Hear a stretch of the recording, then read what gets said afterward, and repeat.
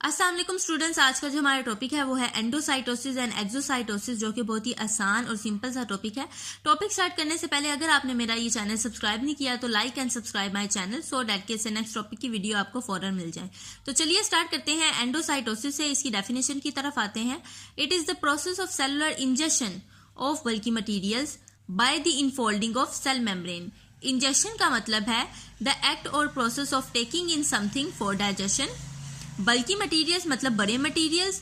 Bye infolding, infolding का मतलब है turning inward of cell membrane. अब इसको एक फिगर के जरिए से समझते हैं। यहां पर देखें, हमने बात की कि बल्की मटीरियल का अंदर जाना, ये बल्की मटीरियल है, ठीक है। और ये देखें, ये क्या है, सेल मेम्ब्रेन।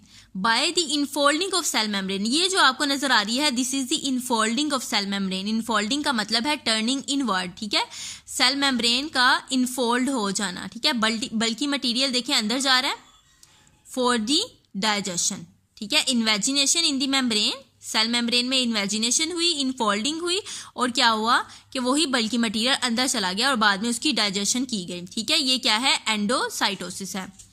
नेक्स्ट आगे चलते हैं। तो स्टूडेंट्स, एंडोसाइटोसिस की दो फॉर्म्स हैं। Number 1 is the phagocytosis and the second one is the pinocytosis. Phagocytosis का मतलब है सेलुलर ईटिंग और पिनोसाइटोसिस का मतलब है सेलुलर ड्रिंकिंग। फैगोसाइटोसिस में सेल टेक इन करता है सॉलिड मटेरियल को, जबकि पिनोसाइटोसिस में सेल टेक इन करता है लिक्विड को in the form of droplets. तो स्टूडेंट्स, ये था एंडोसाइटोसिस। अब हम चलते हैं एक्सोसाइटोसिस की तरफ।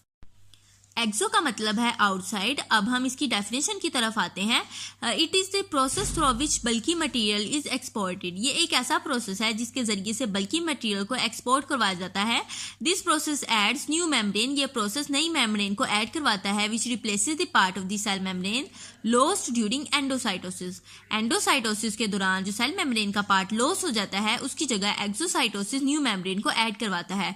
अब हम इसकी फिगर की तरफ आते हैं। जैसा कि हमने एंडोसाइटोसिस में पढ़ा था कि जो मटेरियल है जब वो एंटर होता है सेल में तो सेल मेम्ब्रेन में इन्वेजिनेशन होती है, इनफोल्डिंग होती है, ठीक है। अब यहाँ पर सेल मेम्ब्रेन का कुछ पार्ट जो है वो इस मटेरियल के अराउंड आ जाता है।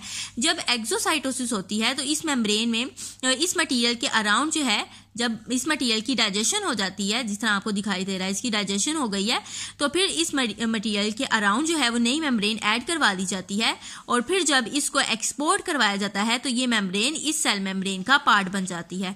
तो स्टूडेंट्स, ये था हमारा आज का छोटा सा टॉपिक। अगर आप चाहते हैं इससे नेक्स्ट टॉपिक की वीडियो आपको फौरन मिल जाए तो like and subscribe my channel. मिलते हैं हम अपनी नेक्स्ट वीडियो में। अल्लाह हाफिज।